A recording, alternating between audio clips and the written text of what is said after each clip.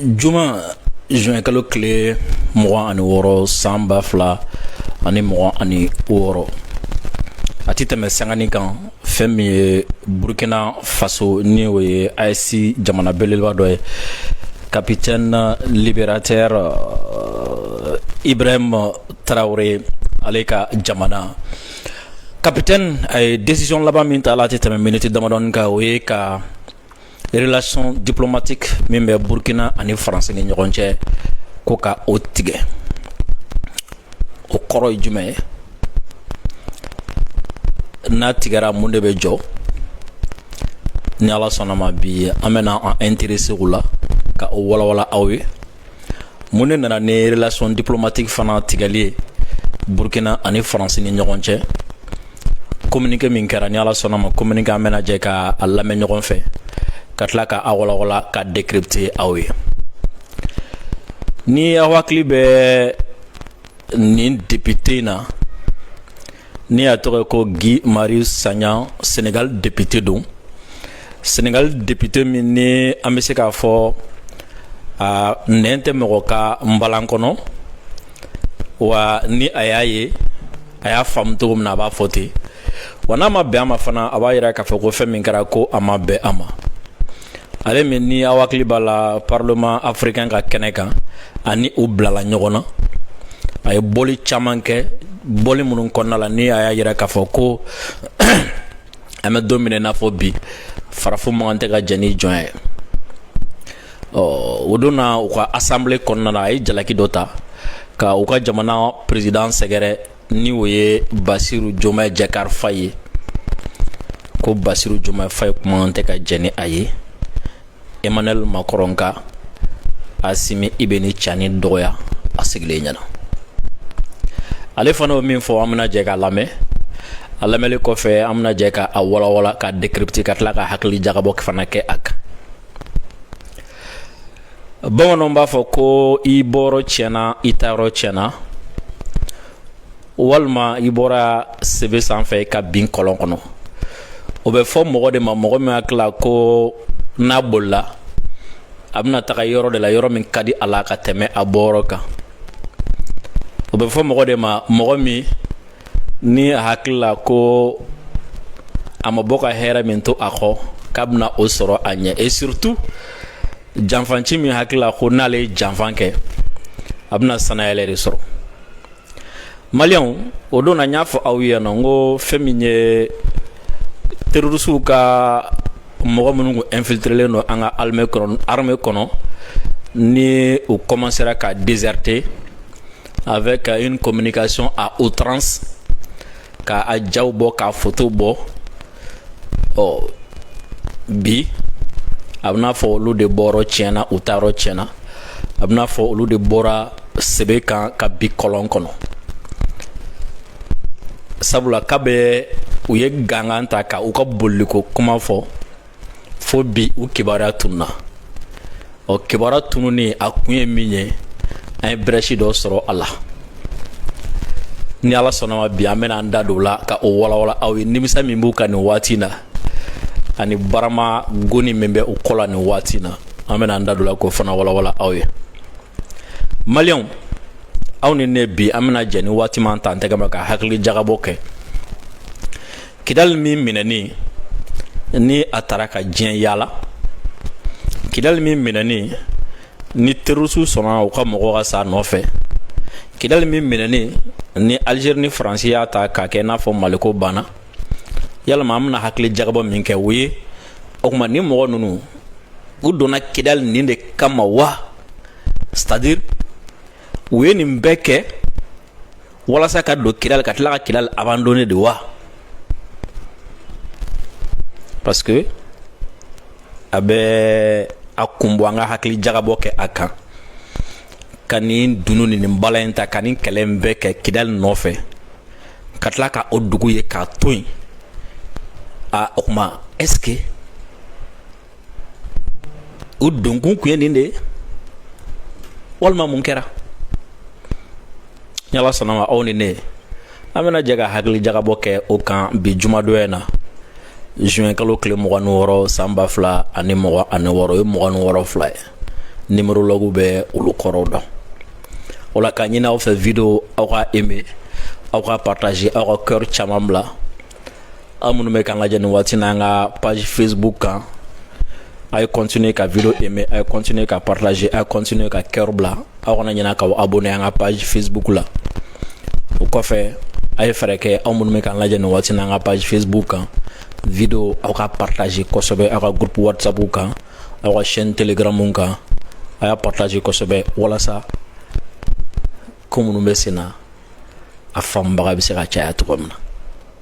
aw kana ɲinɛ k'aw abonner an ka page Facebook la aw minnu fana bɛ nin waati na ko a bɛ k'an lajɛ an ka chaîne YouTube kan Drissa Mementa a ye continuer aw ka video aimer a ye continuer aw ka partager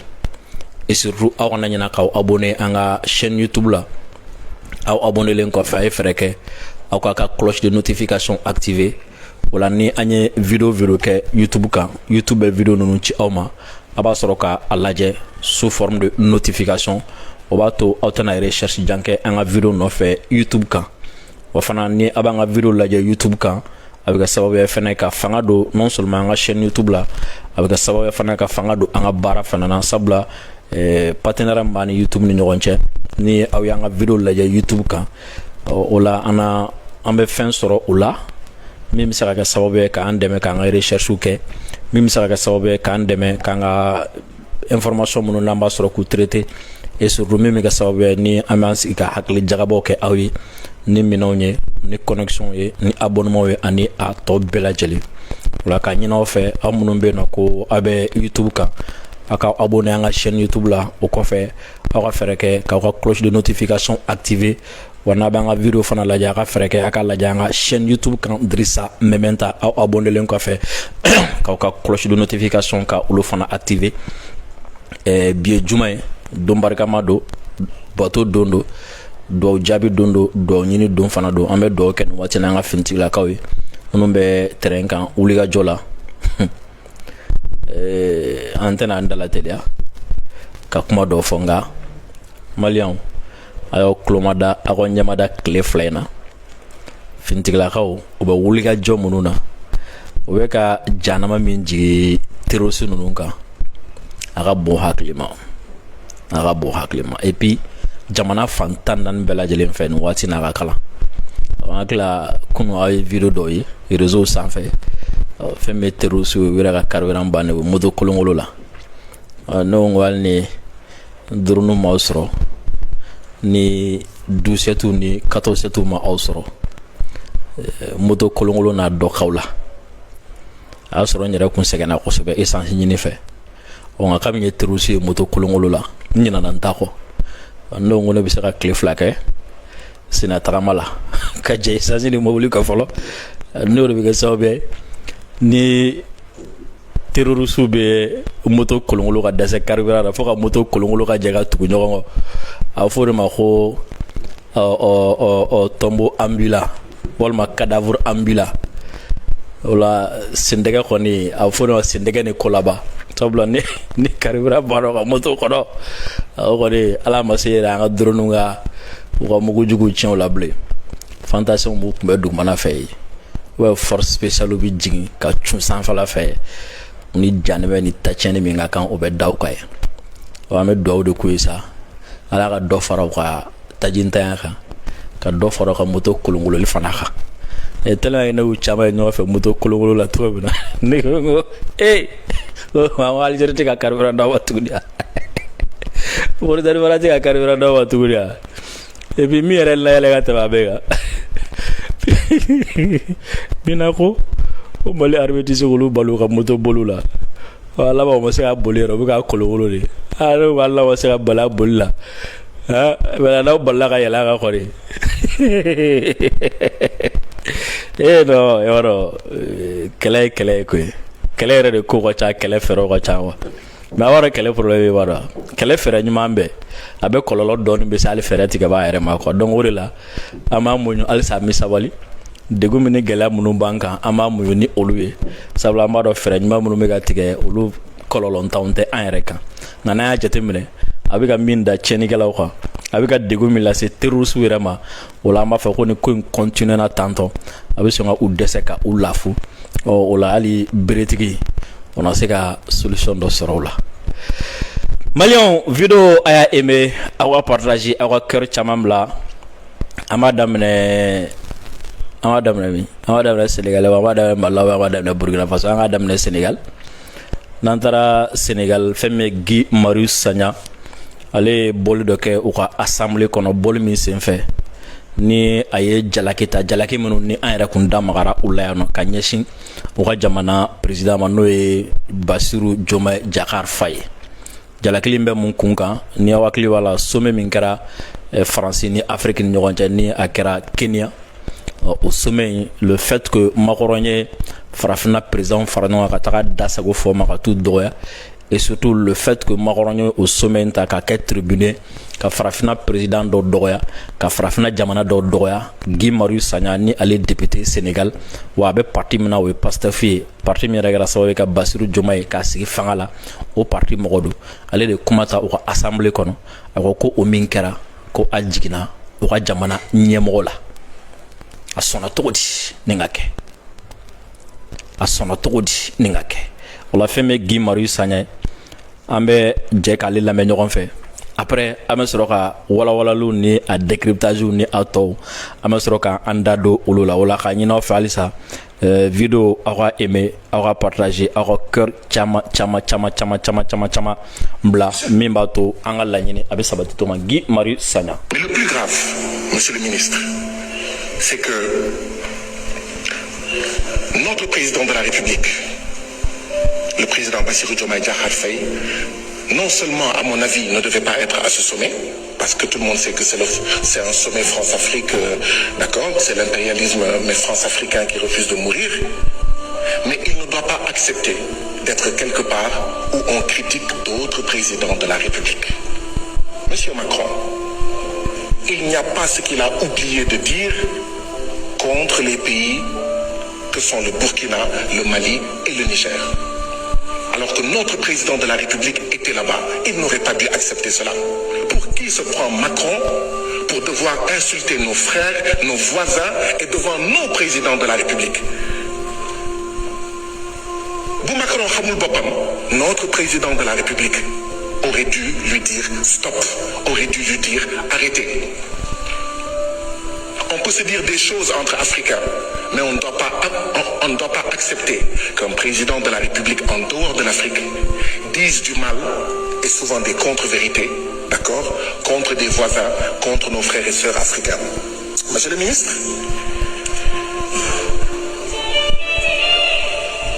ce que je voulais ajouter après cela, c'est que, savez-vous, monsieur le ministre, parce que vous assistez mais régulièrement aux réunions de la commission de la CEDEAO et notre président de la République en tant que chef d'État assiste à des réunions avec ses pairs, c'est pour ça que je me permets de le dire ici. Savez-vous que depuis 50 ans que la CEDEAO existe, jamais la CEDEAO n'a transmis au peuple des pays membres de la CEDEAO les rapports d'audit annuels des institutions et agences de la CEDEAO. Mais le plus grave, monsieur le ministre, c'est que Guy Marius Sagna ni Sénégal wasaden blon kɔnɔna ye Sénégal wasaden do ni o ye député a ko ale bi a ka président jalaki n'o ye Bassirou Diomaye Faye a bɛ jalaki fila ta ka a sɛgɛrɛ o kɔfɛ cikan a b'o di Faransi président fana ma ni o ye Emmanuel Macron a ko a bɛ jalaki fɔlɔ min ta k'a ka jamana ɲɛmɔgɔ sɛgɛrɛ n'o ye Bassirou Diomaye Diakhar Faye a ko nin sommet min yɛrɛ ni a sigira Macron ni farafina jamana ninnu ɲɔgɔn cɛ k'u ka président yɛrɛ taga kun tɛ nin kɛnɛ yɛrɛ kan fɔlɔ kan k'a kun man kan tɛ ka se a taga yɔrɔ tɛ a ko jalaki filanan min ni ale b'a ta k'a sɛgɛrɛ ko cogo di Bassirou Diomaye sɔnna a yɛrɛ sigilen ɲɛna fɛn min ye Faransi président ni o ye Emmanuel Macron ye aka Burkina dɔgɔya ka Mali dɔgɔya ka Niger dɔgɔya a ko Basiru sɔnna cogo di k'i sigi ka Makaron lajɛ a ka Asimi dɔgɔya ka Ibe dɔgɔya ka Tiani dɔgɔya a ko ni an yɛrɛ dama don n'an yɛrɛ dama ni ɲɔgɔn cɛ don farafinna kɔnɔ a ko fɛn caman bɛ yen an bɛ se k'o fɔ an ni ɲɔgɔn cɛ o kɔrɔ ye jumɛn n bɛ se k'a f'i ye nin man ɲi i fana bɛ se k'a fɔ nin man ɲi o kɔrɔ ye an bɛ se ka kɛlɛ ɲɔgɔn faamuyabalaw bɛ se ka don an ni ɲɔgɔn cɛ an bɛ se ka tiɲɛ fɔ ɲɔgɔn ye nka an ni ɲɔgɔn cɛ so kɔnɔ nka cogo di Basiru e bɛ sɔn cogo di gun wɛrɛ c'est à dire continent wɛrɛ o ɲɛmɔgɔ ka na a sigi walima o ɲɛmɔgɔ ka na jɔ e yɛrɛ jɔlen ɲɛkɔrɔ k'i balimaw i balima jamanaw i balima président i farafintɔ ɲɔgɔnw et surtout i sigiɲɔgɔn jamanaw i sigiɲɔgɔn président i bɛ sɔn cogo di Makaron ka taga olu dɔgɔya i ɲɛ la i bɛ sɔn cogo di Makaron ka taga olu buruja i ɲɛ la ko kuma tɛ yen Makaron m'a profité nin sommet fɛ ka kuma min fɔ a y'a profité kuma o kuma de bɛ yen dɔgɔyaliko kuma la kuma o kuma de bɛ yen naniko kuma la k'a y'a profité sommet fɛ k'a bɛɛ fɔ ni mɔgɔ ninnu ma ko Basiru Diomaye Faye e kun kan ka Makaron lajɔ k'a fɔ a ye k'a ka nin to ko Basiru Diomaye Faye e kun kan ka Makaron lajɔ k'a fɔ a ye ko nin e tɛ jɛn ni ye a ko Basiru Diomaye Faye e kun kan ka Makaron lajɔ k'a fɔ ko ne tɛ se ka jɛn ni a ye i ka ne balima président n sigiɲɔgɔn président n farafinɲɔgɔn président i ka bɔ fɔ yɔrɔ jan na ka n'olu dɔgɔya ne sigilen ɲɛna n tɛ se ka jɛn ni a ye i ka bɔ fɔ yɔrɔ jan fɛ ka na n kɛrɛfɛ jamana n sigiɲɔgɔn jamana n balima jamanaw ka na olu dɔgɔya k'olu buruja ka kuma sugu bɛɛ lajɛlen fɔ olu ma n yɛrɛ sigilen ɲɛna k'olu ka président kuma kan tɛ ka jɛn ni ye ci min kan ka fɔ Makaron ye a y'o fɔ Makaron ye ka o fara a kan a ko nka olu ka président tiɲɛ yɛrɛ la a kuma kan tɛ ka jɛn ni ye a kuma kan tɛ ka jɛn ni a ye tubabu président ka bɔ fɔ tubabu la ka na aw wele k'aw sigi ka aw fara ɲɔgɔn kan a tɛ ka dɔwɛrɛ kɛ dɛ ka aw fara ɲɔgɔn kan k'aw balima dɔ dɔgɔya k'aw fara ɲɔgɔn kan k'aw balima dɔ nani k'aw fara ɲɔgɔn kan k'aw balima dɔ buruja aw yɛrɛ sigilen ɲɛna aw kun kan ka fɔ a ye k'a ka to aw kun kan ka yira a la k'a ma bɛn aw ma et surtout an ka président n'o ye Basiru Diomaye Diakhar Faye e kun kan k'a yira Makaron na ko nin tɛ ko kɛta ye k'a man kan tɛ ka kɛ sommet yɛrɛ e kun taa kun tɛ dɛ nka hali n'a ma ɲɛ k'a fɔ k'i taara e kun man kan tɛ ka jɛn ni nin ye nin e kun kan ka ko dɔ kɛ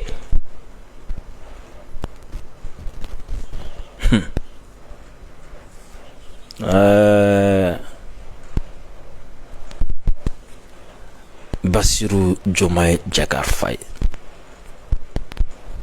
Emmanuel Macron c'est-à-dire aw y'a faamu sisan k'a fɔ ko an bɛ kɛlɛ minnu kɛ an b'a fɔ an tɛ jɛn ni minnu ye an b'a fɔ minnu ni kɛli man kan a y'a faamu sisan k'a fɔ ko anw dɔrɔn tɛ dɛ a y'a faamu sisan k'a fɔ ko hali minnu b'a kɛ a man di u yɛrɛ fɛmɔgɔw ye wa a y'a faamu sisan k'a fɔ ko hali minnu b'a kɛ k'u yɛrɛ fɛmɔgɔw tɛ jɛn ni a ye wa a y'a faamu sisan k'a fɔ ko hali minnu b'a kɛ u fɛmɔgɔw yɛrɛ b'a filɛ maloya ye maloyala ko don parce que Guy Marius Sagna ka nin kuma kɔrɔ a bɛ fɛ k'a yira jama la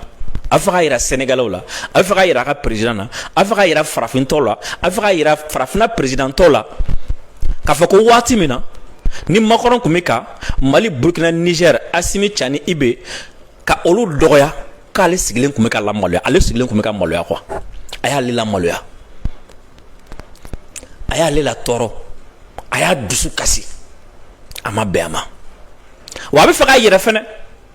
président minnu taara nin kɛra président minnu ɲɛna Guy Marius Sagna ka kuma bɛ fɛ k'a yira o président ninnu de la aw kɛra namugulasogo ye dɛ a bɛ fɔ mɔgɔ ma yɔrɔ o yɔrɔ ko e sɔnna karisa ka nin fɔ karisa ma e ɲɛna wa o la e bɛ fɛ k'a fɔ a ye de ko a ma jɔ a jɔyɔrɔ la o la karisa min y'a fɔ karisa ma e ɲɛna min y'a fɔ e siranna o ɲɛ de ya walima i jɔnna i yɛrɛ la o ɲɛkɔrɔ de ya munna i sɔnna a ka nin kɛ munna i sɔnna a ka nin fɔ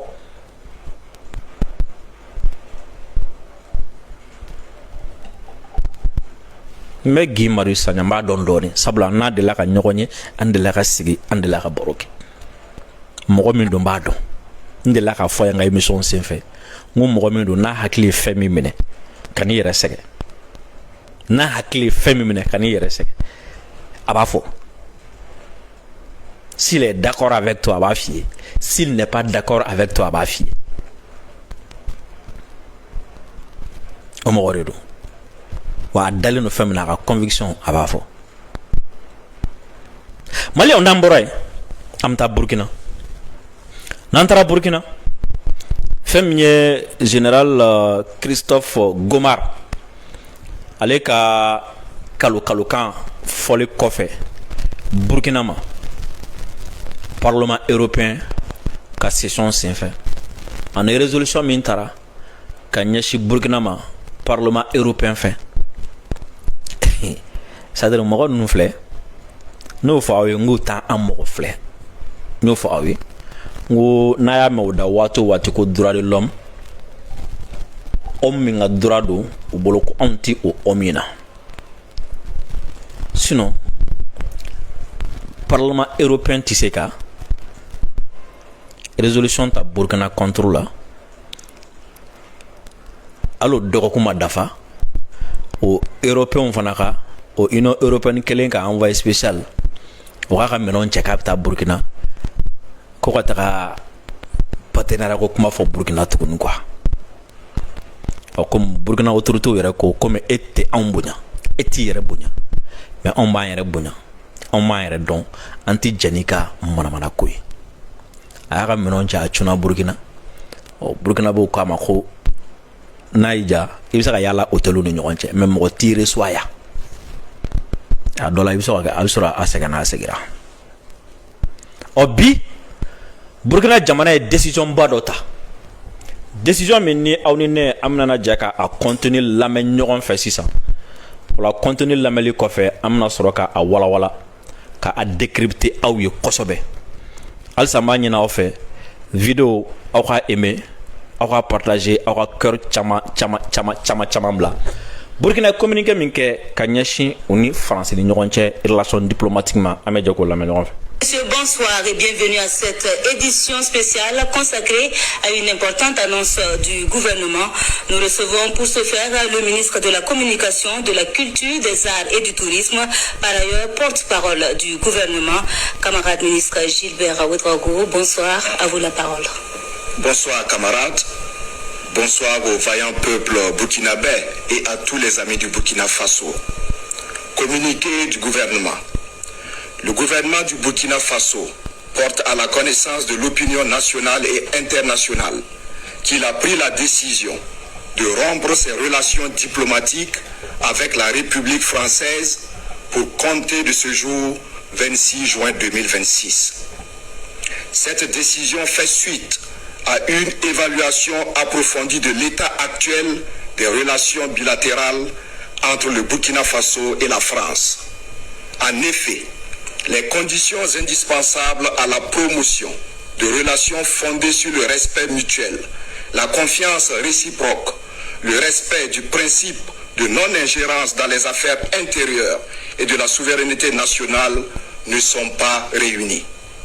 Cet état de fait se traduit entre autres par un activisme incessant du régime en place en France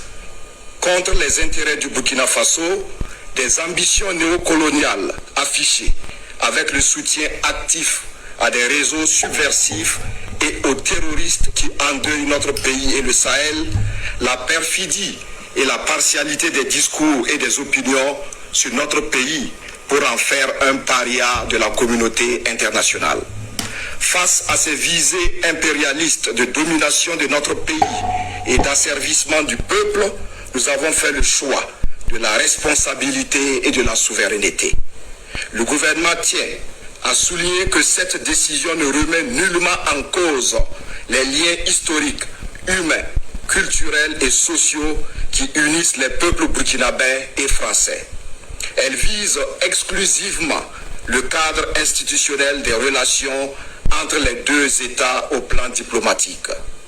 Le gouvernement rassure l'opinion nationale et internationale de sa volonté et de son engagement à assurer la protection des ressortissants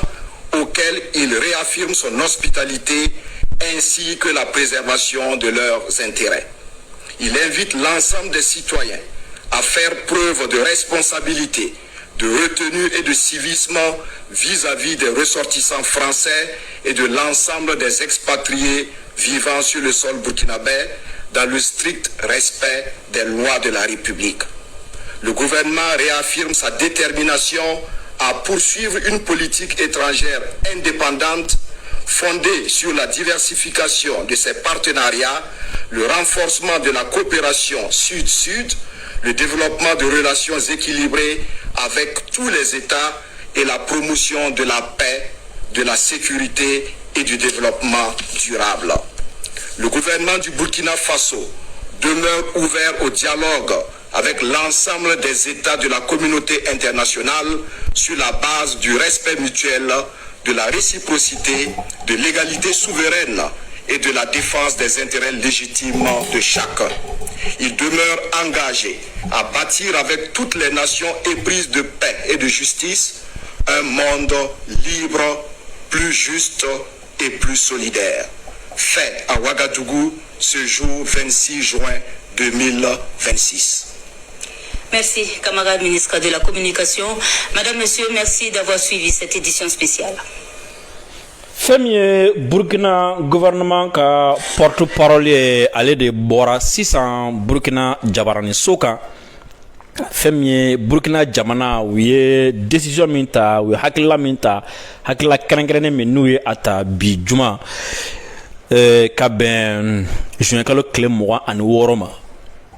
Décision yi ko fɛn min ye à partir d'aujourd'hui ko k'a daminɛ bila sa fo ka taga fɔ ko waati min kɛra ko fɛn min ye jamanaw ni ɲɔgɔn cɛ sira bɔ min bɛ officiellement ni o diplomatie ta sira ye ko ka o tigɛ Burkina ale ni France ni ɲɔgɔn cɛ à partir d'aujourd'hui ko olu ka relation diplomatique o ni France ni ɲɔgɔn cɛ k'u y'a tigɛ u y'a tigɛ kun jumɛn na a y'a da maga o la u kɛlen ka nin relation diplomatique in fana tigɛ yalama a bɛna na fɛn tiɲɛ Burkina jamanadenw ni France jamanadenw ni ɲɔgɔn cɛ wa a y'a dɔ fɔ o la nin relation in fana tigɛlen fɛn min ye désormais Burkina jamanadenw u kan ka comportement min ta a ye dɔ fɔ o fana la et surtout Burkina ni diɲɛ jamana tɔw ni ɲɔgɔn cɛ a y'a da don o fana la a yɛrɛ k'a fɔ ko fɛn min ye nin hakilila min ye ko ni u ye a ta ko a ma cun u kan u ma ta garaba la ko u y'u sigi de ka hakili jagabɔ de kɛ ka u miiri relation diplomatique min bɛ Burkina ani France ni ɲɔgɔn cɛ k'u y'a fɛsɛfɛsɛ de k'a lajɛ ko fɛsɛfɛsɛliw kɔfɛ olu nana ye k'a fɔ ko tiɲɛ yɛrɛ la condition minnu kan ka réunir walasa relation diplomatique kan ka to i ni jamana ni ɲɔgɔn cɛ ko condition ninnu kɔni bɛɛ jɔsenw karila ko fɛn min ye ka ɲɔgɔn cɛ sirabaw ka o promotion kɛ ko o jɔsen karila wa danaya fana ti jamana fila ni ɲɔgɔn cɛ tuguni wa ko condition minnu bɛ a la ni o ye k'a fɔ ko jamana kelen kelen bɛɛ lajɛlen ka dɔ in k'a ka yɛrɛma hɔrɔnya bonya wa a ka ni sen don jamana dɔ in kɔnɔ ko la ko u ɲɛ b'a la o fana ti ka bonya Faransi fɛ donc kɔrɔ Faransi ti ka Burkina ka souveraineté bonya wa fɛn min ye Burkina kɔnɔ ko Faransi bi ka i sen don o la ko dama kɛ o ma ko Faransi donnen don activisme de la o ye jumɛn Faransi kɛlen don ka wulikajɔ de gan nin waati na wulikajɔ min ni Faransi bi ka ta Burkina juguya la ani Burkina ka nafa ani a ka nafa sɔrɔ siraw juguya la ka fara o fana kan ko Faransi de kɛlen don nin waati na jamana ye min kɛlen don ka i sen don tiɲɛnikɛlaw sen na walasa ka dankari Burkina ka nafa ani Burkinabew ka nafa la k'olu ye ko ye ko minnu bɛ yen nɔ ni a ti bɛn wa ko minnu ni olu dabilali ye condition ye walasa relation diplomatique kan ka kɛ i ni jamana ni ɲɔgɔn cɛ ko nka ko Faransi bɛ ka nin dan ninnu bɛɛ lajɛlen sago Burkina kan ko o de kama sa fɛn min ye Burkina ye k'a daminɛ bi jumadon na juin kalo tile 26 ko relation diplomatique kɔni u y'a tigɛ u ni Faransi ni ɲɔgɔn cɛ o ko nga ku ye relation diplomatique min tigɛ o ni France ni ɲɔgɔn cɛ ko a tɛ fɛn tiɲɛ Burkina jamanadenw ani France jamanadenw ni ɲɔgɔn cɛ wa ko ye relation diplomatique min fana tigɛ o ni ɲɔgɔn cɛ u ma taa France jamanadenw juguya kama a ma taa France jamanadenw juguya la France jamanadenw juguya foyi tɛ olu kɔnɔ wa hali sini France jamanadenw a bonya b'olu kan ka da fɛn min ye ɲɔgɔn sira tagama min bɛ sira minnu bɛ Burkina jamanadenw ni France jamanadenw ni ɲɔgɔn cɛ ni o tɛ bila ko ye ko nin décision fana tali o b'a ɲini Burkina jamanaden bɛɛ lajɛlen fɛ ko bɛɛ k'i hakili to i ka français la i kɛrɛfɛ mɔgɔ kana se français ma mɔgɔ kana dankari français la mɔgɔ kana na ko foyi ta ka français dɔ sɛgɛrɛ français min bɛ Burkina kɔnɔna la sabula ko in a tɛ Burkina ni France jamanadenw ni ɲɔgɔn cɛ a bɛ Burkina ni France marabaaw de ni ɲɔgɔn cɛ ni o ye u ka état ye mara de ye quoi fanga a b'olu de ni ɲɔgɔn cɛ donc ko b'a ɲini Burkina b'o fɛ u kana gɛlɛya foyi ta ka France jamanadenw sɛgɛrɛ u kana degun foyi ta ka France jamanadenw sɛgɛrɛ wa n'u bɛ se yɛrɛ France jamanadenw u bɛ cogo min na a kɛra bɛrɛbɛrɛ bref u k'a dɔn dɔrɔn k'a fɔ ko nin kɛlɛ in jamanadenw sen t'a la man kan tɛ ka gɛlɛya ta k'u sɛgɛrɛ u k'u to yen wa fana ko diɲɛ bɛɛ lajɛlen k'a dɔn ko Burkina ka dayɛlɛlen don bɛɛ Burkina ka dayɛlɛlen don diɲɛ jamana bɛɛ jamana fɛn fɛn bɛ yen ko i bɛ fɛ i ni Burkina ni ɲɔgɔn cɛ sigikafɔ de ka kɛ o sigikafɔ kɔnɔna la aw ka ɲɔgɔn bonya o sigikafɔ kɔnɔna la aw ka ɲɔgɔn gasi sigi o sigikafɔ kɔnɔna la aw ka ɲɔgɔn ka nafa ani ɲɔgɔn ka nafasɔrɔ siraw ka olu bonya o sigika kuma kɔnɔna la aw ka ɲɔgɔn bonya ka ɲɔgɔn dɔn jamana ye ko jamana o jamana ni labɛnnen don o fɛ Burkina ka dayɛlɛlen don ye wa Burkina pɛrɛnnen don ka sigi ka kuma kɛ nin ye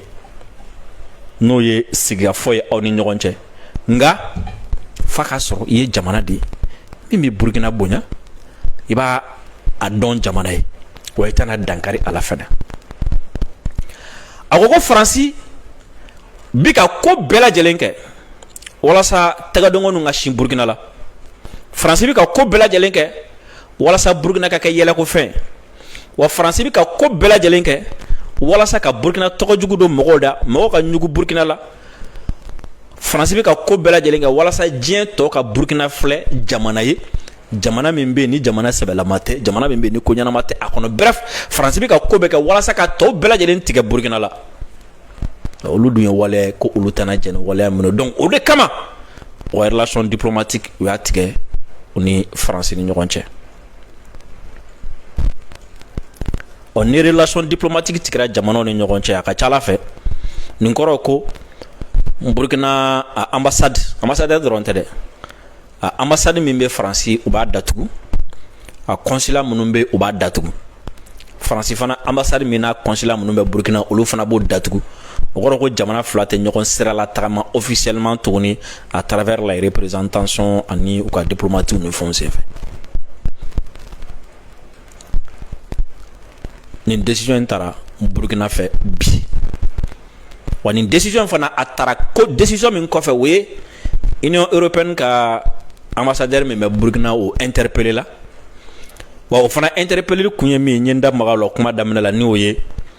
général Christophe Gomar ale taara résolution min kolokolo Union européenne kɔnɔna la ko k'a ta ka Burkina sɛgɛrɛ walasa Burkina bɛ se ka degun sɔrɔ cogoya min na n bɛ segin ka communiqué in k'a kala aw ye walasa halisa aw k'a faamu. Le gouvernement du Burkina Faso porte à la connaissance de l'opinion nationale et internationale qu'il a pris la décision de rompre ses relations diplomatiques avec la République française pour compter de ce jour 26 juin 2026. Cette décision fait suite à une évaluation approfondie de l'état actuel des relations bilatérales entre le Burkina Faso et la France. En effet, les conditions indispensables à la promotion de la relation fondée sur le respect mutuel, la confiance réciproque, le respect du principe de non-ingérence dans les affaires intérieures et de la souveraineté nationale ne sont plus réunis. Cet état de fait se traduit entre autres par un activisme incessant du régime en place en France contre les intérêts du Burkina Faso. des ambitions néocoloniales affichées avec le soutien actif à des réseaux subversifs et aux terroristes qui endeuillent notre pays et le Sahel. La perfidie et la partialité des discours et des opinions sur notre pays pour en faire un paria de la communauté internationale. Face à ces visées impérialistes de domination de notre pays et de l'asservissement de notre peuple, nous avons fait le choix de la responsabilité et de la souveraineté. Le gouvernement tient à souligner que cette décision ne remet nullement en cause les liens historiques, humains, culturels et sociaux qui unissent les peuples burkinabés et français. Elle vise exclusivement le cadre institutionnel des relations entre les deux États au plan diplomatique. Le gouvernement rassure l'opinion nationale et internationale de sa volonté et de son engagement à assurer la protection des ressortissants auxquels il réaffirme son hospitalité ainsi que la préservation de leurs intérêts. Il invite l'ensemble des citoyens à faire preuve de responsabilité, de retenue et de civisme vis-à-vis des ressortissants français et de l'ensemble des expatriés vivant sur le sol burkinabé dans le strict respect des lois de la République. Le gouvernement réaffirme sa détermination à poursuivre une politique étrangère indépendante fondée sur la diversification de ses partenariats, le renforcement de la coopération sud-sud, le développement de relations équilibrées avec tous les États et la promotion de la paix, de la sécurité et du développement durable. Le gouvernement du Burkina Faso demeure ouvert au dialogue avec l'ensemble des États de la communauté internationale sur la base du respect mutuel, de la réciprocité, de l'égalité souveraine et de la défense des intérêts légitimes de chacun. Il demeure engagé à bâtir avec toutes les nations éprises de paix et de justice un monde libre, plus juste et plus solidaire. Le porte-parole du gouvernement. Maliens, Nambora, Burkina, Ambetaga, Kidal. Nantra Kidal. En Temetola, Yananga do Kidal. Féminin 25 avril kɔfɛ aw y'a ye k'a fɔ ko fɛn min ye terroriste ye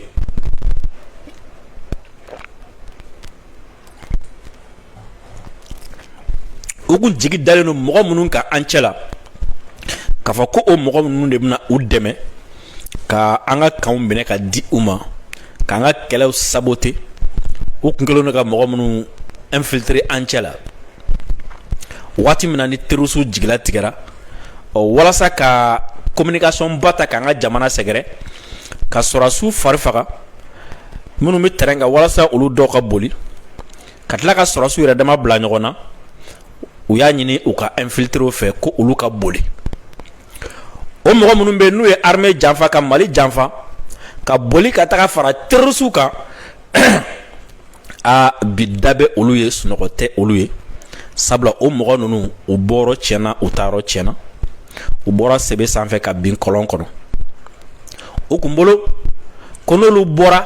Mali armée la ka boli ka taga fara nin terroriste kan ko Mali armée bɛna bin wa ko n'olu kun taara fara terroriste kan k'olu kun bɛna kɛ héros ye terroriste cɛ la ko jɔyɔrɔbaw kun bɛna di u ma terroriste kun bɛna tɛgɛrɛba fɔ u ye nka u taalen u taara min sɔrɔ u ɲɛ o tɛ tɛgɛrɛ fɔ ye u taalen u taara min sɔrɔ u ɲɛ o tɛ héroya ye wa u taara min sɔrɔ u ɲɛ o ye terroriste ma da u la terroriste sigala u la wa terroriste bɛ ka tila ka u la ɲangata tuguni k'a f'u ye ko janfanciw don terroriste ti ka sɔn ka u gɛrɛ u la terroriste ti ka sɔn u ka bɔ kow kalama wa terroriste sigalen don u la wa u dalen u ti ka da sigana ni gɛnni dɔrɔn ma dɛ terroriste kɛlen don k'olu lasago u bolo yɛrɛ de degun ni ɲani kɔnɔ fɛn min ye an balima dɔw ye olu ye dɔɔni walawala kan. Que deviennent les déserteurs qui ont choisi de trahir leur patrie? Ko minnu bolila ka bɔ Mali armée la ko ka taga fara terroriste ninnu kan k'u ka lahala yɛrɛ bɛ cogo di u kɛra mun de ye u kɛra terroriste ɲɛmɔgɔw ye wa u ye mobile de d'u ma wa u y'u kɛ généraux ye wa u ye nafolo de d'u ma wa k'u yɛrɛ ka u kɛra cogo di u laban kɛra cogo di dɛ. Ces officiers félons ayant fait preuve d'un grave manque de discernement ont cru qu'après les événements du 25 avril entre Kati, Sévaré et la prise éphémère de la ville de Kidal, une nouvelle page s'ouvrit semblable à celle de 2012 annonçant la fin du Mali de Assimi Goïta. Ko akera ni janfanci nun kono ko 25 avril kɔfɛ ko fɛn min ye ni a wulikajɔw kɛra Kati, Sévaré et ko surtout a kɛra ni mɔgɔ ninnu kɔnɔ ko Kidal minɛlen terroriste ninnu fɛ ko ye waati kura de dayɛlɛlen olu ye waati min bɛ n'a fɔ 2012 min kɛra c'est à dire 2012 u ka minɛnw cɛ ka taga fara ninnu kan a kɛra sababu ye fɛn min ye terroriste u nana Mali fan tilancɛ bɛɛ lajɛlen Mali ko banna a laban u ye bonya bɛɛ lajɛlen sɔrɔ ka Kidali minɛ k'a d'u ma o dɔw kɛra fɛn sugu bɛɛ donc ko a kɛra ninnu kɔnɔ ko waati kelen ɲɔgɔnna de don ko nin ye Assimi ko bannen nin ye Mali ko bannen olu bɛna taa fara ninnu kan sa u bɛna nbɛnja daminɛ u ye min kɛ 2012 k'u bɛn'o ɲɔgɔn wɛrɛ kɛ tuguni. Ils se sont laissés bercer par la propagande au point de trahir leur serment de soldats et de rejoindre l'ennemi. K'u kɔni sɔnna sa kulonkɛ ka kɛ u hakili la ko fo ka taga u bila u k'u ka jamana janfa ka taa tugu jugu la. Après leur départ, quelques photos ont été diffusées par les communicants du JINIM FLA afin d'inciter d'autres militaires, notamment arabo-touareg, à quitter les rangs des femmes. K'u talen kɔfɛ u kɛlen ka janfa kɛ ka taga fara JINIM ni FLA kan ko u photo damadɔnu yaala la ko photo ninnu takun kun ti dɔwɛrɛ walasa arabu minnu ani touareg minnu bɛ armée kɔnɔ olu fana ka ninnu ta ɲɔgɔn kɛ olu fana ka janfa kɛ u ka taa fara u kan o ma kɛ. Puis plus rien, ils sont tombés dans l'oubli comme pour dire votre rôle s'arrête là, mission terminée. Ko an bɛ don min na i n'a fɔ bi u kelen kɔ ka boli ka taa photo damadɔnu publier k'a yɛrɛ k'a fɔ ko ninnu bolila ka bɔ Mali armée la k'a dan'o ma koyi ko mɔgɔw ɲinɛna u kɔ u ko wa ko terroriste yɛrɛ bɛ k'a kɛ i n'a fɔ an kun y'aw bila baara min na aw ka baara banna yan aw tɔgɔ tɛna fɔ bilen aw tɔgɔ tɛna mɛn bilen aw tɛna fɛn sɔrɔ bilen aw ka baara banna. Aujourd'hui, ces déserteurs sont tous gagnés par le regret et l'amertume. K'an bɛ don min na i n'a fɔ bi ko ni janfanci ninnu bɛɛ ko nimisa de kelen don ka o sɔrɔ ani dusukasi ni tɔɔrɔ k'o de kelen don u ta ye bi o de kelen don ka o dusukun labɔ nimisa ani dusukasi k'o kelen don k'u labɔ bi kosɛbɛ. Certains parmi les combattants du JINIM FLA les considèrent même comme des traîtres, leur reprochant d'avoir servi pendant des années aux côtés des Fama et Africa Corps avant de déserter. Ko minnu bolila ko dusukasi ni tɔɔrɔ kɔfɛ ko JINIM mɔgɔ dɔw ni FLA mɔgɔ dɔw yɛrɛ bɛ k'u filɛ janfanciw de ye janfanciw de don u taara fara an jugu kan u mɛnna yen ka ni san bɛɛ k'an jugu cɛla janfanciw de don olu yɛrɛ kɛra k'u taara fara terroriste minnu kan ko terroriste minnu ka ɲɛmɔgɔw ye u bɛna place baw d'u ma o terroriste yɛrɛ bɛ k'olu filɛ bi i b'a fɔ ko janfanciw. Ces officiers déserteurs des rangs des Fama n'ont eu d'autre choix que de fuir en Mauritanie, d'autres en Algérie. Ko minnu yɛrɛ bolila dɛ minnu y'an janfa ka taa fara terroriste ninnu kan ko le fait que terroriste yɛrɛ ma da u la terroriste ko k'u ye janfanciw ye terroriste y'o bolo bɔ fɛn dɔ la k'a dɔw bɛ yen nɔ k'u jigitigɛ ko jugu an'u siran ko jugu ko dɔw bolila ka bɔ terroriste yɛrɛ cɛla k'u dɛn ka boli ka taa u yɛrɛ dogo Mauritanie ko dɔw taara u yɛrɛ dogo Algérie. O de la ne ko n ko u bɔrɔ tiɲɛna u taarɔ tiɲɛna u ye Mali armée janfa ka taa fara terroriste kan terroriste ma da u la terroriste ko k'u t'u bonya terroriste ko k'u bolo ti don fɛn na donc u yɛrɛ siranna sisan n'u tora nin terroriste ninnu cɛla u sɔn ka u ŋɔmɛ kari ko a dɔw y'u dɛn ka boli sisan ka terroriste bɔ terroriste cɛla tellement que u sirannen don u dusu kasilen don dimi min b'u kan terroristes yɛrɛ kana olu faga sa kɛ donc ko a dɔw bolila ka t'u dogo Mauritanie ko dɔw bolila ka t'u dogo Algérie. Ces officiers désertèrent des rangs, faute d'alternative, ils risquent d'y vivre dans une situation de précarité sans précédente. Ko a mɔgɔ ninnu bɛ yɔrɔ min na y'a fɔ bi ko bɔda foyi t'u bolo bilen u t'a dɔn u bɛna kɛ cogo min na ko ni Ala yɛrɛ ma jan kɛ k'u b'u ka ɲɛnamaya tɔ kɛ degun kɔnɔna la kɔlɔbɛ kɔnɔna la maadeniya kɔnɔna la u bolila ka bɔ anw cɛ la ka anw janfa u tɛ se ka segin n'a ye bilen u taara k'u bɛ taa fara terroriste ninnu kan o terroriste ma da u la terroriste ninnu utiliser k'u photo publier dɔrɔn o kɛra bannen o terroriste yɛrɛ ko u traité ko traître don donc kɔrɔ ko terroriste b'u k'u labɛn o siran na sisan u tɛ se ka segin n'a ye bilen u tɛ se ka to terroriste cɛ la k'u yɛrɛ ta minnu sera ka bɔra sɔrɔ dɔw taara Mauritanie Burkina tɛ dɛ Mauritanie dɔw taara Algérie k'u bɛ minnu bɛ Mauritanie ani Algérie dɛ ko ni Ala ma jan ka k'olu b'u si tɔ bɛɛ de kɛ kɔlɔbɛ la. Une fin tragique pour des personnes qui disposaient auparavant d'un salaire, d'une couverture de santé, ainsi que de droits et d'avantages dans leur armée. Ko nin kɛra labanko juguya ka ɲɛsin ni mɔgɔ ninnu ma mɔgɔ minnu kun bɛ yen ko sara kun b'u ye n'u banana u bɛ furakɛ wa hakɛw bɛɛ kun b'u ye jamana ye hakɛ min d'u ma nka bi u b'u k'u yɛrɛ sɔrɔ o kelen na jamana tɛna d'u ma bilen terroriste yɛrɛ b'u kɔ minnu désertera kɔnɔ minnu bolila k'an janfa. Dommage pour vous, il n'y a plus de marche arrière pour ceux qui choisissent de trahir le pays. Kunnafoni dila ko aw ta kɔni a kɛra aw la dɛ wa seginkɔ ti aw ye ko seginkɔ tɛ an tɛna jɛni a ye aw ka segin bilen parce que aw y'a faso janfa. La trahison peut offrir un refuge provisoire au traître,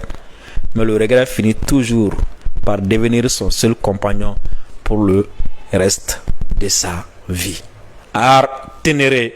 ale bɔra ni kunnafoni ye.